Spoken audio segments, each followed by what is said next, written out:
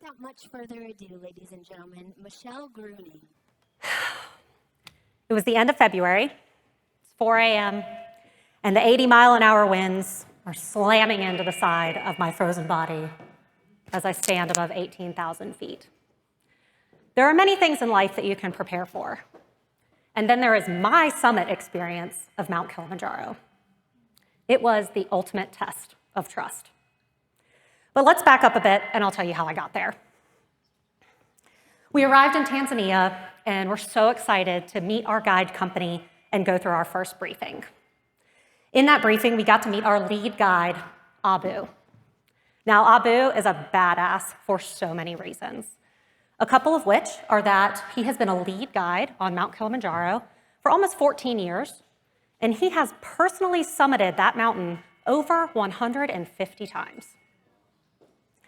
When Abu was taking us through our briefing, I felt like I could trust him almost immediately. And you know, there are some people that you meet where right away, kind of their vibe or their energy just makes you feel a little calmer, makes you feel like you can trust them. And that's how I felt with Abu. And it's a good thing because he was going to be the person that was primarily responsible for our health and safety on the mountain for 7 days. And maybe that was part of it, but his welcoming smile and his confident knowledge of the mountain put me at almost immediate ease. And if you do not know me, ease is not something that I find very quickly. So while we were going through our briefing, Abu took us through our 7-day trek in its entirety. And then he told us there was a rule. After that entire briefing of the 7 days, we would not allowed to talk about any day except the one that we were on. So if we were in day 2, we only talked about day 2, and so forth. And so my husband and I and our 2 friends, we had our little team of 4.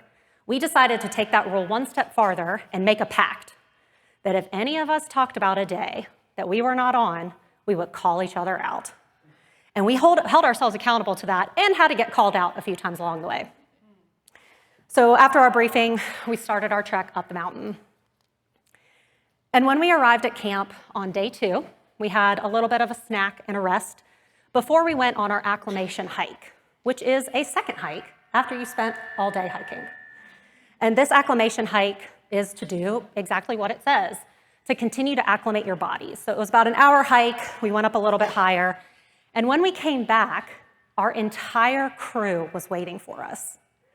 And up until this point, we had only met our 2 guides and a handful of porters, just based on the logistics of when they left camp, when we left camp, they were much faster than us, and how the tents were all set up on night 1. So when we returned and we saw that for our 4 people, there were 19 crew members to take care of us, we were totally floored. And then they brought us into a circle, and we started singing and dancing and celebrating. And I wanted to bring you into that moment just for a little bit.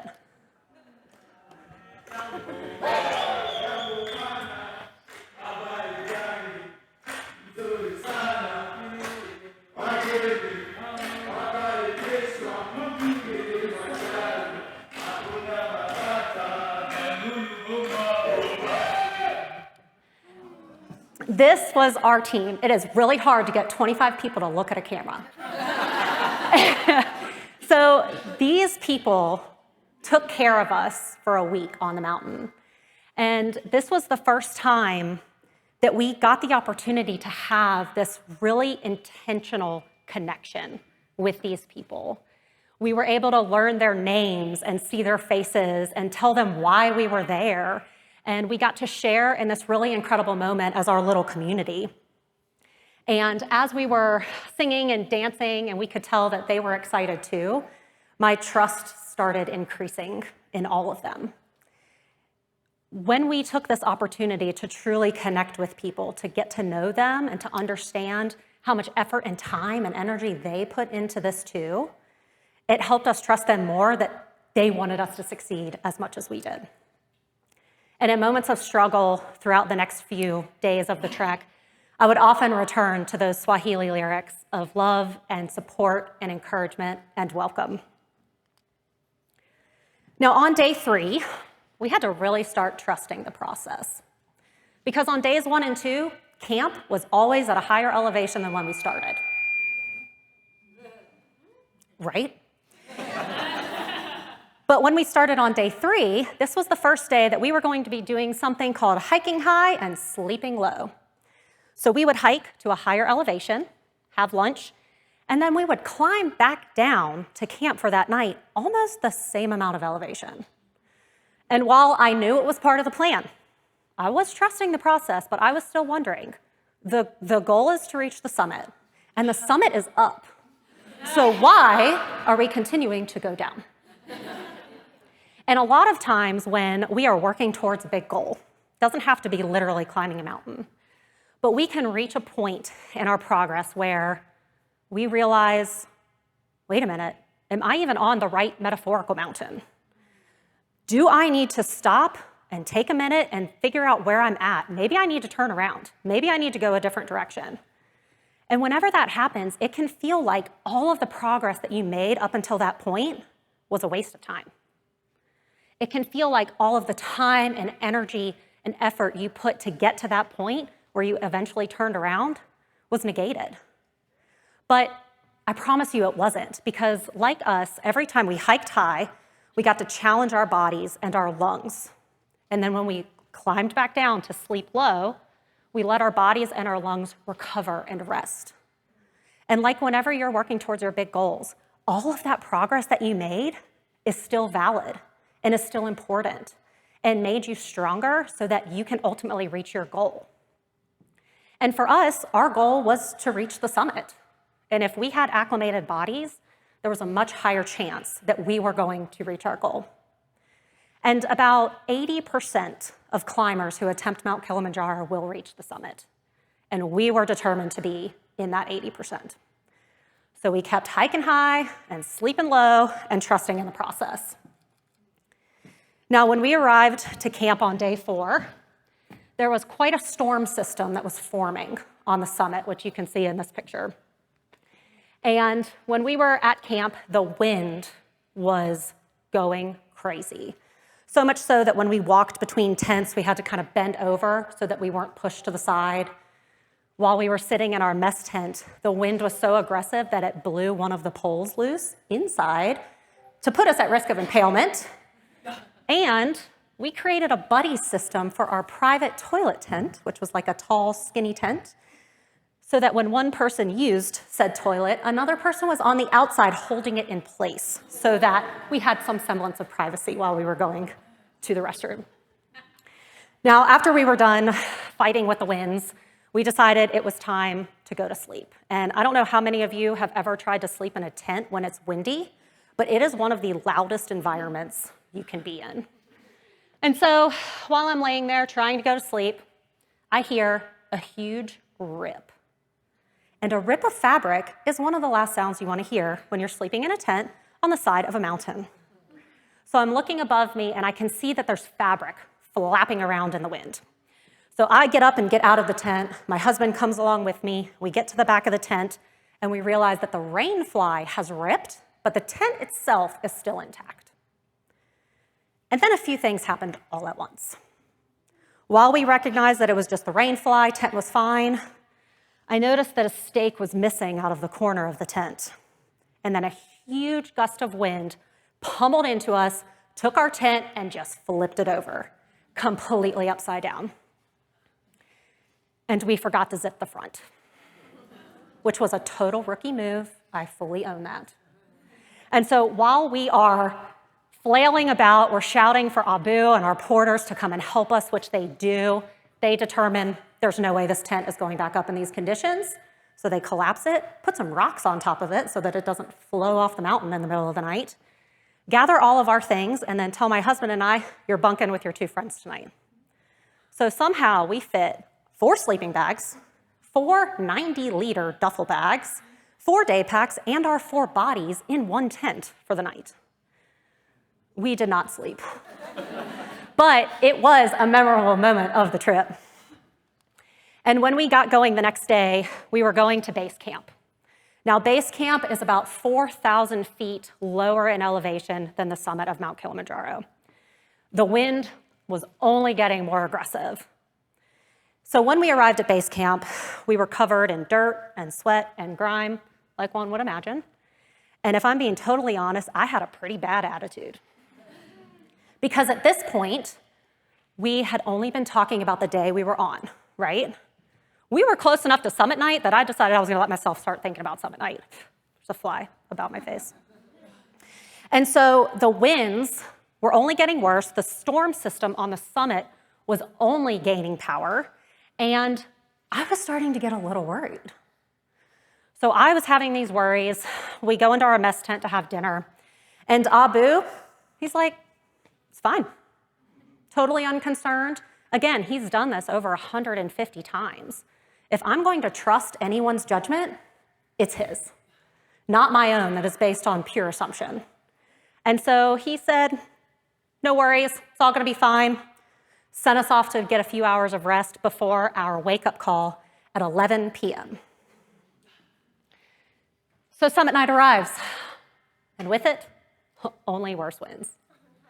So we go into the mess tent to have a little breakfast before we start, and Abu, who had been totally unconcerned just a handful of hours earlier, walks in the tent and says, I'm not gonna lie, this is terrible.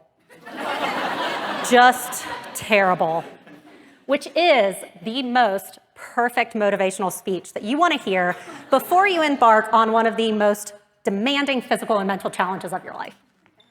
But he reassured us that he had total faith that we were all going to reach the summit. And about this time, we wanted to share with Abu a pact that the four of us had made way in the planning stages before we even set foot in Tanzania. And that pact was that if any one of us had to turn around for any reason, we would wish them well, and the rest of the group would continue to the summit. And this went between my husband and I too, especially between my husband and I, because if one of us had to bail, unless it was a literal life or death situation, we would wish that person well, and the other one would keep going. And Abu was in total support of this plan. And so we finished getting ourselves geared up. I stuck body warmers to every part of my body. We got ourselves kind of in a little huddle, almost like a pre-game chant, getting ourselves pumped up. And then at 12:30 a.m., we began our summit attempt.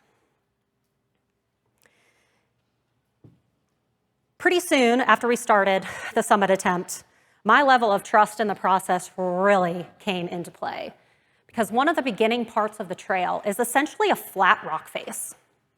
Your poles can't really do anything to provide you stability. And if I haven't mentioned it yet, it was windy. And the wind was only getting stronger as we climbed in elevation. And so during our summit attempt, we had our 2 guides, and then there were 3 porters along with us. And so as I was climbing up this flat rock face, the winds were crashing into my right side so much that it was literally moving me sideways. And Kilimanjaro is steep, and the trail is narrow. You do not want to fall. And so our porter, Joseph, was beside me. And every time the wind crashed into me and I moved, I felt a hand on my left shoulder. He was there to remind me that I could trust him, to keep me steady, to help me keep going, and to remind me that I'm stable. I got this. And so we continued on up the mountain. And there's a saying in Swahili, pole pole, which means slowly, slowly.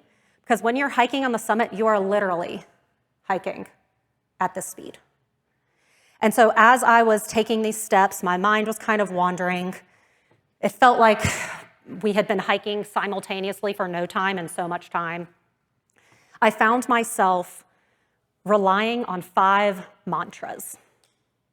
And these mantras are not something that I came into the trip with. I'm not normally a words of affirmation kind of gal, but these 5 mantras kind of presented themselves to me throughout the days before in moments of struggle. And so for hours on end, over and over and over, I said, I am strong. I am capable. I am prepared.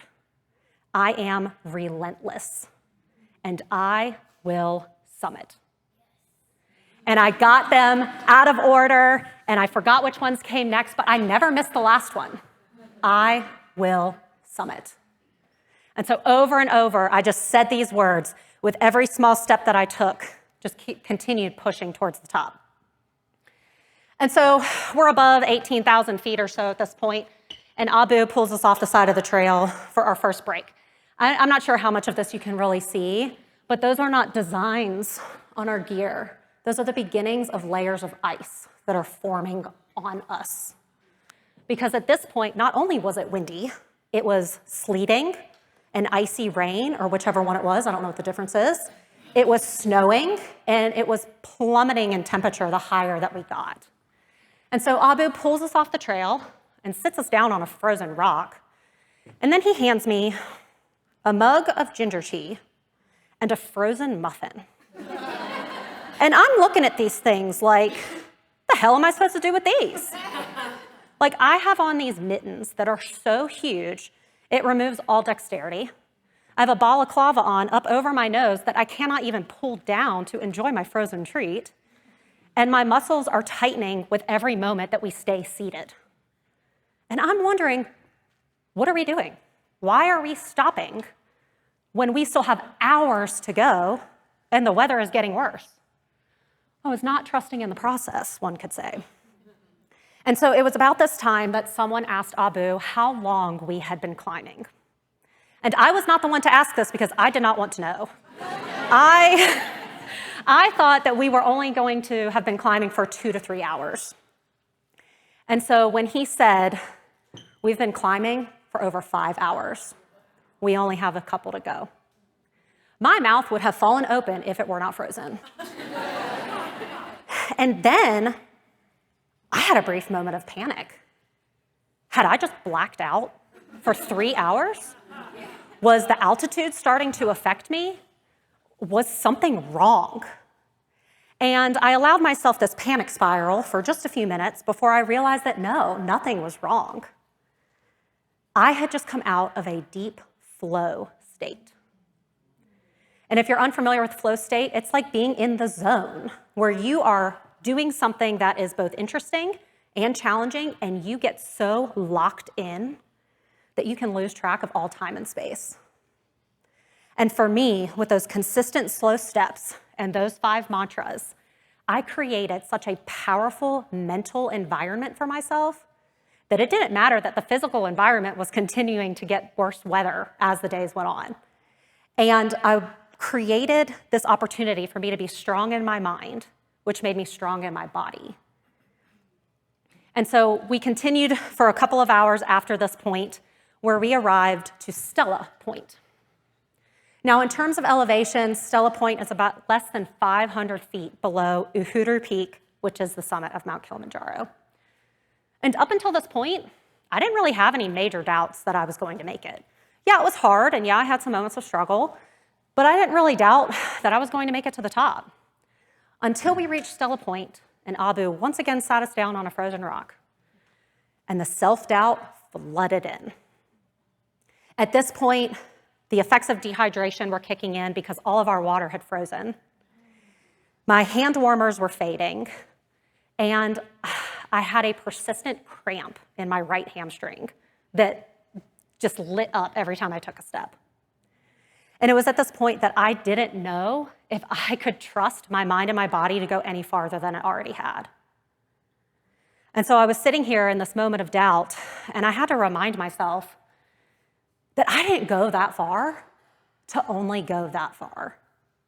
And some people choose Stella Point as their summit, call it a day, and I love that journey for them.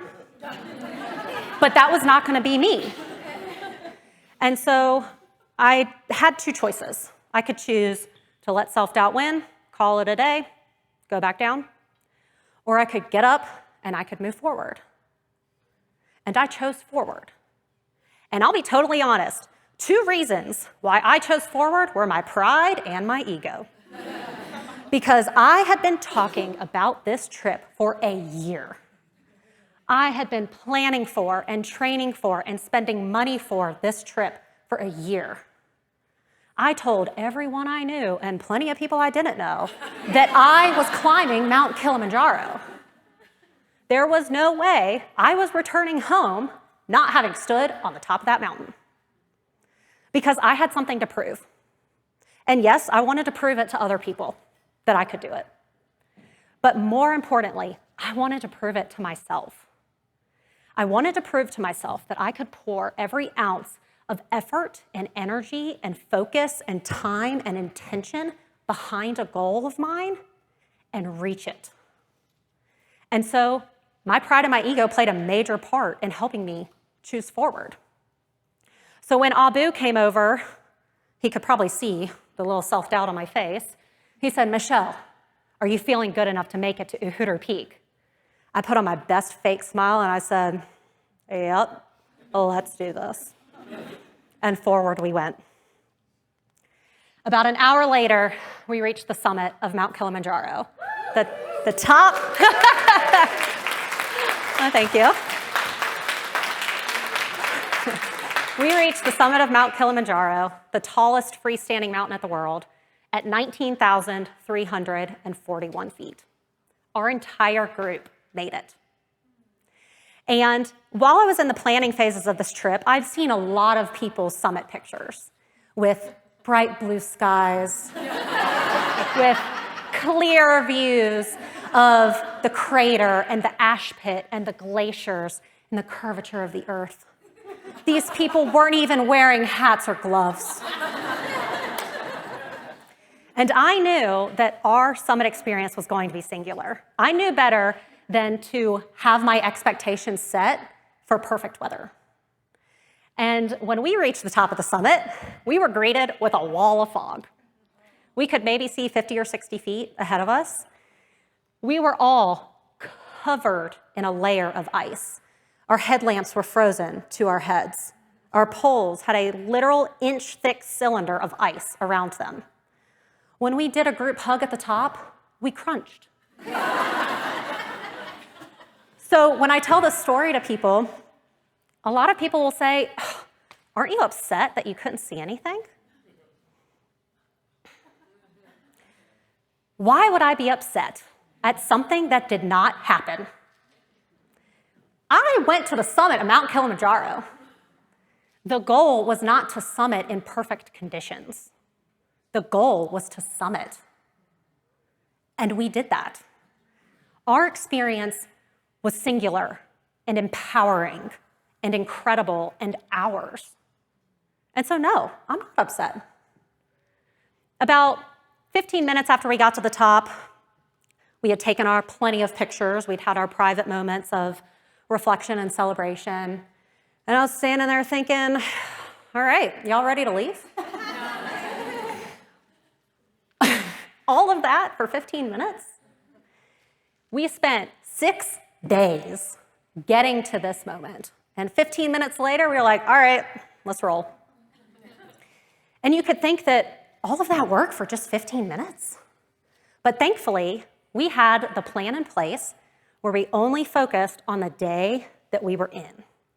So that instead of the summit being the biggest and only moment that mattered, it was part of many incredible moments and empowering moments. Because imagine if I had only thought about standing at the summit for 6 days leading up to it. Imagine if being at the summit was the only thing that mattered and the only marker of success. Imagine if I had that mindset, I reached the summit, and I left 15 minutes later. It would have been a major letdown. But thankfully, reaching the summit is just one of the many beautiful moments that I'll remember forever. Climbing Mount Kilimanjaro and reaching the summit is a totally life-changing experience for some people. For me, it wasn't life-changing. I didn't come back with different plans or a different vision for my life or anything like that. But what it was for me was life-affirming. Because a lot of times we do things just because we've always done them or people expect us to do them, and we don't even know if we like them. But for me, this trip affirmed that I really do love to travel, and I love to meet new people, and I love to be challenged, and I love to learn. It affirmed for me that the way that I'm living and the decisions I'm making, I'm actually for. And I'm not doing them for anybody else, but I'm doing them to live my own life. And anytime I go on an adventure or I travel or even just day to day, I'm always looking for opportunities to learn and grow. And the Kilimanjaro trek was no different. I brought back dozens of lessons, but I wanted to share a few with you all. And the first one is to love the process. Love the process as much, if not more, than the goal. Because the process, that's where the magic happens. When you trust in the process and you love the process and you love that journey, that is where you are creating the bulk of your experience. And every one of you here is on some type of journey right now, whether it's with your personal growth, your health, a relationship, your job, maybe you're training for your next physical feat. But the goal is always sweeter when we take time to savor the process and enjoy the experience along the way. Because the goal is fleeting. The process, that's where life happens. Process life's experiences. Now, I can share in such detail about our Kilimanjaro trek, and I could share in a lot more, but I won't here, because I have taken time to sit with it and to process it and to reflect on it. Every day of the trek, I had a little notebook that I wrote down a few sentences about that day, and we did, our little group, we did our highs and our lows for every day. I have that to look back on. When we got back from the trip, I looked through the images and the videos, and I wrote 9 blog posts about it, and I shared stories about it, and I reflected on it. When I go on an experience or I have an experience, I don't want it to just end whenever I leave. I want, and I feel that it's my responsibility to pull more out of my experiences and distill them into opportunities to learn and grow for others and for myself. And so I challenge you, the next time you travel or you go on an adventure, or even you're just going about your daily life, challenge yourself to pull more out of those experiences. We don't have to learn life's lessons on accident. We can learn them on purpose. And finally, trust yourself, trust others, and trust the process. Trust your gut when it makes a decision before your mind does. Trust that you know what you are doing. And if you don't know what you're doing, find someone that you do trust. Sometimes we have to put our trust in other people to help guide us through the challenging parts of life while we rebuild our own self-trust, while we relearn how to trust our judgment and our perspective and our vision. And trust the process. Trust that the steps that you are taking are the right ones. And if you feel like they're not, trust yourself enough to make that judgment call and go another direction. Trust yourself, trust others, and trust the process. I could spend hours and hours talking about the Mount Kilimanjaro trek, and I'm so grateful that I was able to share a little bit of it with you today. So as they say in Tanzania, asante sana. Thank you very much.